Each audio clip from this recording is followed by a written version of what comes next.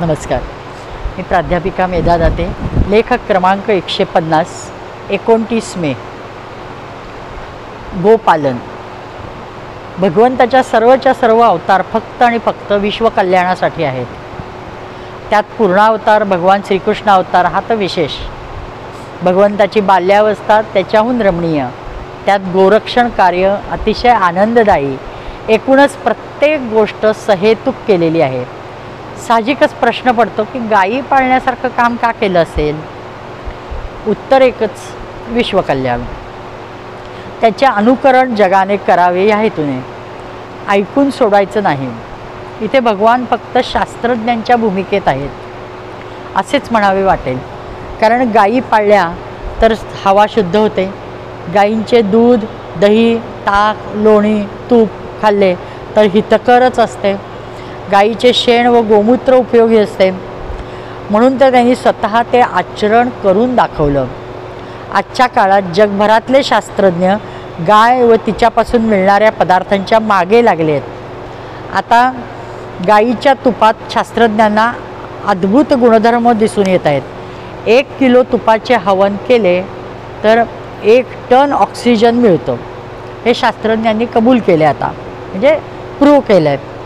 भागवतात तर म्हटले की गायी चरायला गेल्यावर लहान मुलांना भरवा त्या गोठ्यात, रोग्यांना जेवायला द्या, म्हणजे त्यांचं काही जन्मांचं फळ पुण्यफळाला येईल.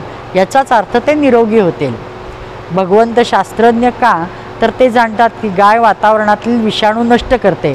कारण तिच्यातून निघणाऱ्या मिथेनमुळे ते नष्ट होतात. म्हणजे गाय नुसती असण्यामुळे हवा शुद्ध होते. म्हणूनच भगवंतांनी गायीच्या अस्तित्वाला विलक्षण किंमत दिली आहे. गावोगावी पूर्वी गायरानं राखून ठेवलेली असायची. आज दुर्दैवाने आपण दूध न देणाऱ्या गायी सरळ आपल्या कामाच्या नाहीत म्हणून खाटीकखान्याला देऊन टाकतो, विकतो.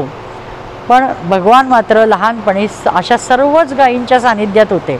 सगळ्याच गायी दुभत्या होत्या असे नव्हे, पण त्यामुळे माणूस मात्र निरोगी होत होता हे नक्की. आज गाय ही यज्ञपशु आहे. म्हणजे ती होती. दूध, तूप त्या यज्ञात लागतेच. अशा उपयोगी गायीचे महत्त्व वाढवण्यासाठी आपल्या पूर्वजांनी ही प्रथा पाडली की सालंकृत गोवत्स दान द्यावे. मोत्याच्या माळा, चांदीच्या तोरड्या, रंगवलेली शिंग, रेशमी वस्त्र हे आज काही केलं नाही तरी चालेल. पण काळानुरूप भरपूर चारा पाण्यासह गोदान मात्र द्यावं.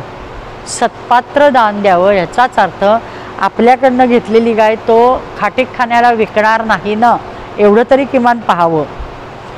आणि आज गायीचे शेण अणुशक्तीला विरोध करते हे सिद्ध झाले आहे.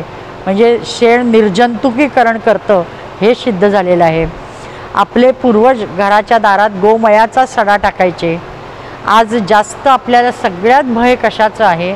सगळीकडे युद्ध टोकाला पेटली आहेत. 2-4 देशात युद्ध चालू आहेत. ते जर अणुयुद्धामध्ये परिणित झालं तर धोका आपल्याला अणूचा आहे. मग त्या अणूच्यापासून वाचायचं असेल तर फिरून गाईच्या शेणाचं सडा दारात टाकायला पाहिजे. घरामध्ये रोजच्या रोज ताज्या शेणाचा एक बंच बशीमध्ये ठेवायला पाहिजे, गोळा. कारण TV मधनं येणाऱ्या जे किरण बाहेर येतात, जे आपल्या शरीराला अपायकारक आहेत, ते खेचून घ्यायचं काम ते गाईचं शेण करेल. म्हणून आपल्याला फिरून हे करणं गरजेचं आहे. फुलदाणीत फुलं जशी ठेवतो तसं हे गाईचं शेण ताजं रोजच्या रोज एखाद्या प्लेटमध्ये ठेवणं की आपल्या आरोग्याला आवश्यक आहे. ही काळाची गरज आहे.